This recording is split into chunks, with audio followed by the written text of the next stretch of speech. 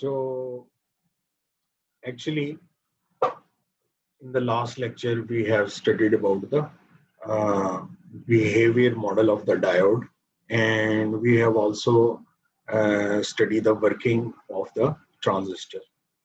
So we have seen that the transistor actually have the saturation point at the pinch of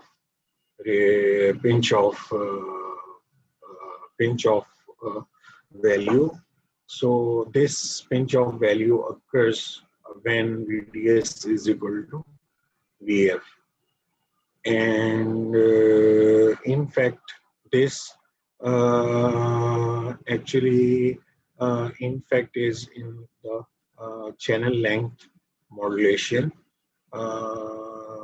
because of which the value of ID increases due to the decrease in the channel length.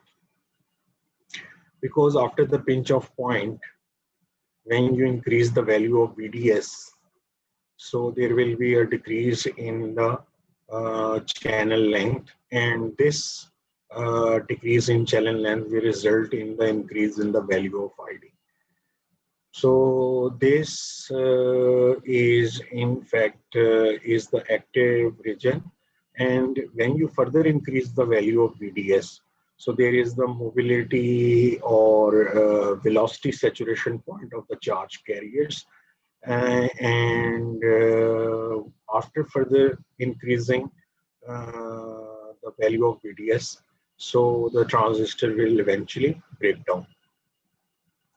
So in fact, what we are doing, we are analyzing the ID and VDS characteristics of the transistor, in which we have the different regions. One is the triode region, active region, and the short channel effect. So this curves actually varies for the different input value of VGS. When you increase the input voltage, so you have the different curves of the transistor. So we have the other thing which we have to discuss is the body effect.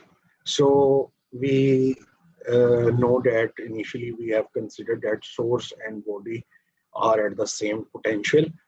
Source and body are connected or grounded with each other, but in fact they are not at the same potential. This effect of source to body potential will increase the value of VTN. So how much increase in the value of VTN? So that value of VTN is dependent over VSP, and the parameter gamma and phi are technology dependent and they are known. So the only thing which varies is the source to body potential.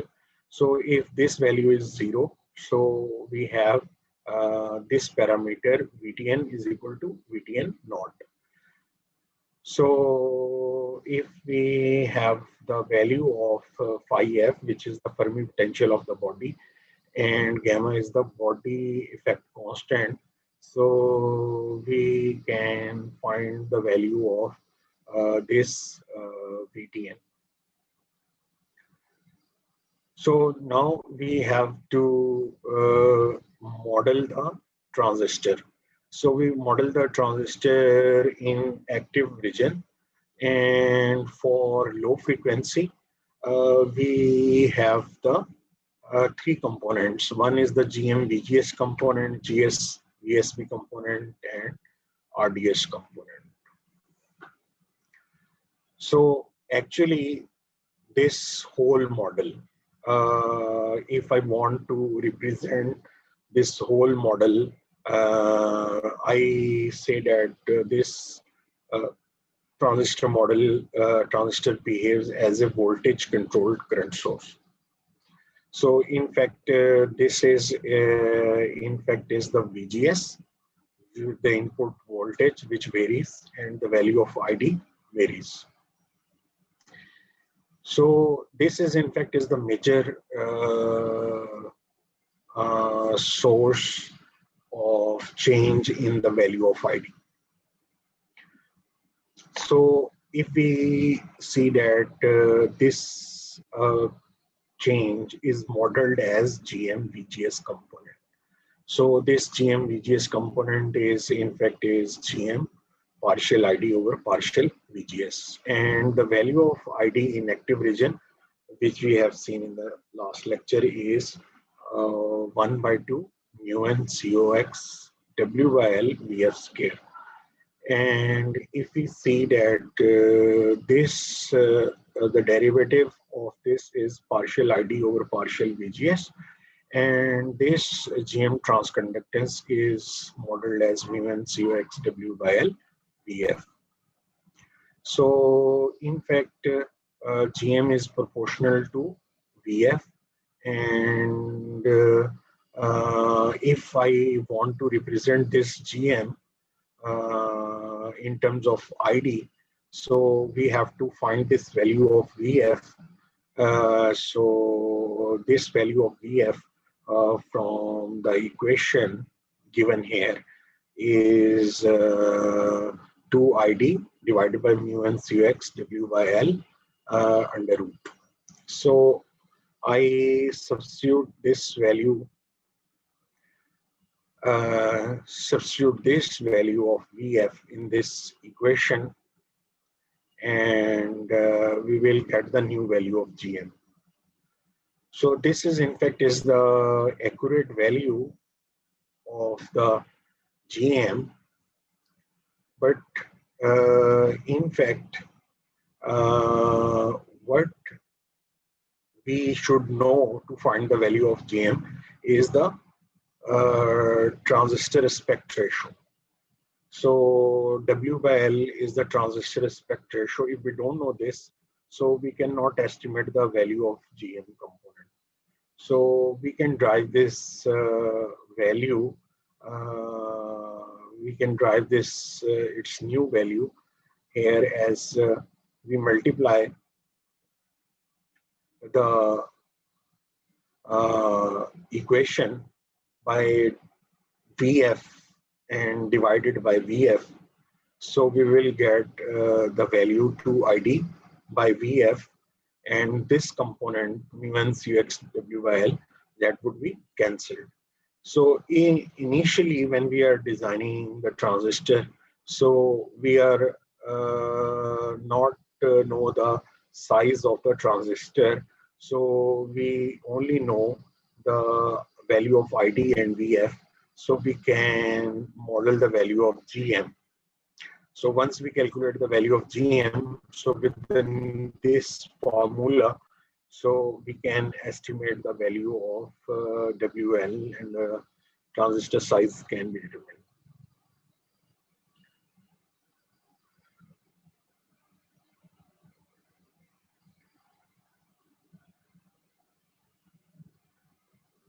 So the second parameter, which is in fact is GS VSB, is in fact you see here this second component GS VSB is in fact is the change in this value of ID with respect to the change in the value of VSB. So this GS can be modeled as partial ID over partial VSB, right? And the third component, which is the RDS component, is in fact is 1 over RDS is equal to GDS, and GDS is equal to partial ID over partial VDS. And this RDS is the output resistance of the transistor.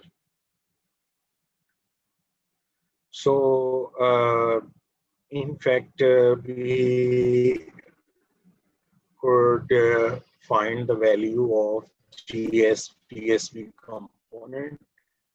GS VSB component, in fact, we have to find the value of GS, and that GS is the change in ID source to body voltage, and that value is partial ID over partial VTN and partial VTN over partial VSV. And now we have differentiated the value of ID, which is in fact is 1 by 2 mu n CXWL VGS minus VTN square. So that partial ID over partial VTN is equal to minus GM, and this is in fact is the first component of this derivative, and the second component of this derivative is partial VTN over partial VSV, and that partial VTN over partial VSV can be calculated from this equation. So we have to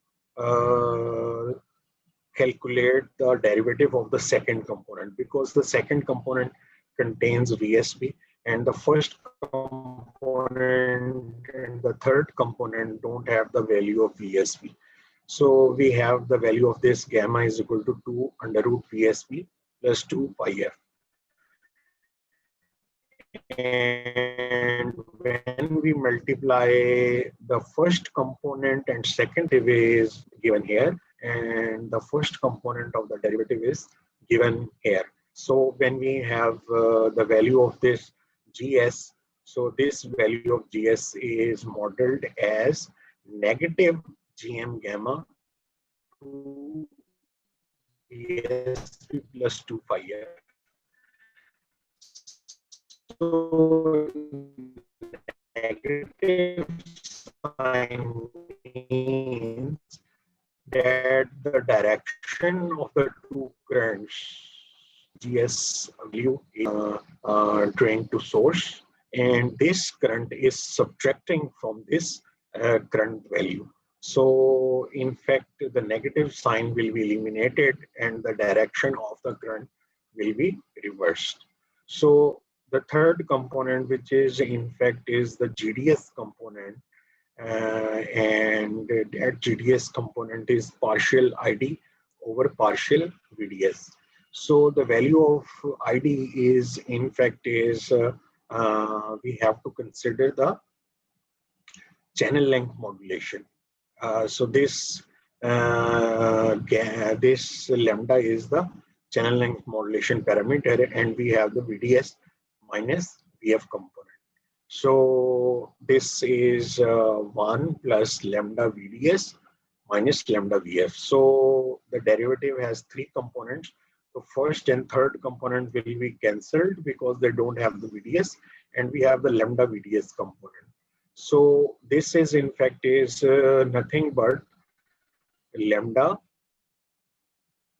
ID saturation. So because the entire component is constant, and lambda VDS is in fact is the derivative is only lambda. So lambda ID saturation is the value of this current, and this value of RDS can be represented as 1 by lambda ID if we are not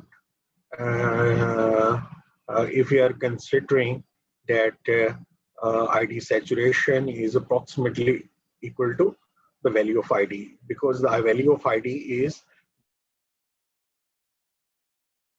greater than ID saturation. So this GDS is in fact is the lambda ID saturation, and if we want to take the value of RDS, so that value will be reversed. So that is 1 over lambda ID. So we calculate the three components of this low frequency small signal model of a transistor in active region.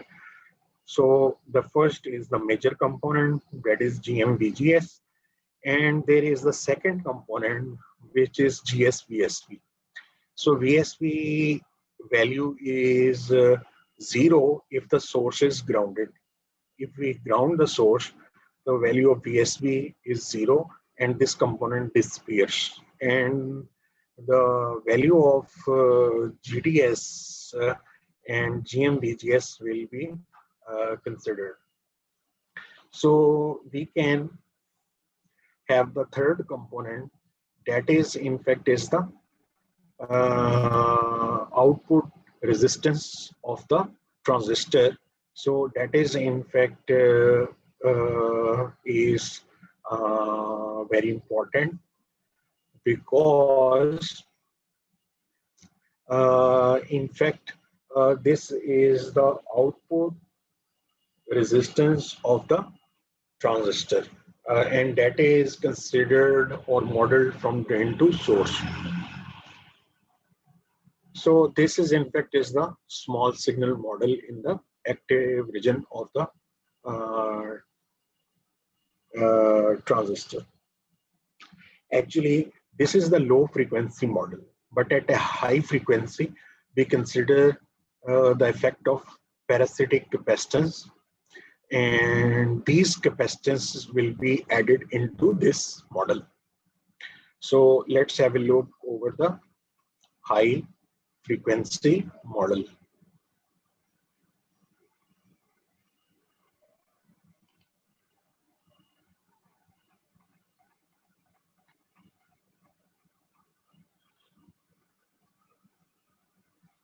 So in this model, we have, along with these three components, we added the capacitance.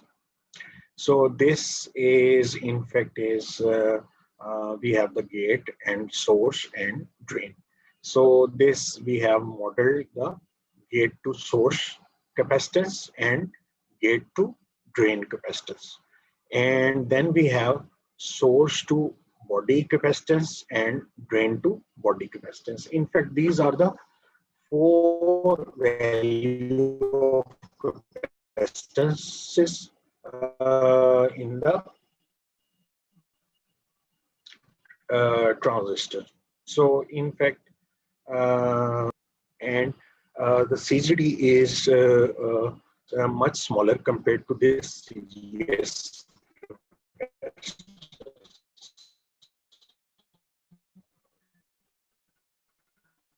So normally when we model the effect of CGD and consider only CGS, and or we have to consider the effect of this CGD at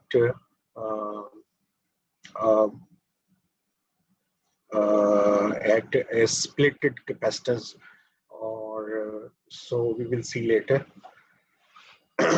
And in fact, this is in fact is the source to body capacitance, and this is the drain to body capacitance. So source to body capacitance is higher than the drain to body capacitance. So in fact, we will see the values of this capacitance. Actually, when we calculate the capacitance, so we know the value of the capacitance due to the oxide layer, and we multiply it by the total area of the gate. So this is the width into length of the gate, and so this is in fact is the 2/3 is the approximation in this model. So we can approximate it as 2/3 W/L COX, but there is an overlapping area of the gate and source. So due to this, we have the overlapping capacitance, and that is in fact is the overlapping capacitance. So this overlapping capacitance is also called the fringing capacitance. So we have COV is equal to W LOV COX. So LOV is the overlapping length of the gate and source. So this in fact overall capacitance is in fact 2/3 W/L COX plus W into LOV into COX. Right. So we have the value of this. CGS. Now we calculate the value of CGD. So what will be the value of CGD? So this value of CGD is in fact is the overlapping area of gate and drain. So this overlapping area of gate and drain is W LOV COX. So this in fact is the gate to drain capacitance. And if we want to calculate the capacitance CSB and CDB, so this CSB and CDB is in fact would be founded by this relationship. So CSB is in fact is the source to body capacitance plus the sidewall capacitance. So this is in fact is the drain to body capacitance and the drain sidewall capacitance. And for this CSB and sidewall capacitances, we will use the relationship we have derived for the junction capacitance of the diode. So we have the junction. So this CSB is in fact as the junction capacitance of the source into the area, which is area of the source plus area of the channel. And this CGS is equal to CJ naught 1 plus VSB by phi naught. Here we have VSB instead of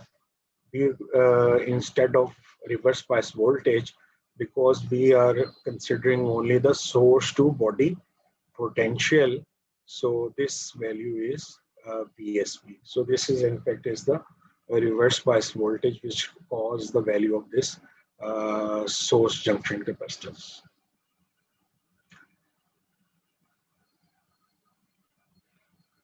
Now for the sidewall capacitance,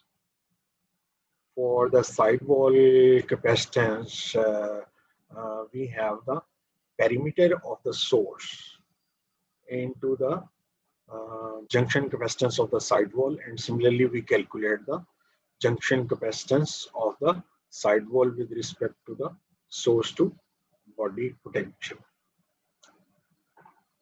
So in fact this sidewall capacitance and this CSB dash will be summed up to give you the value of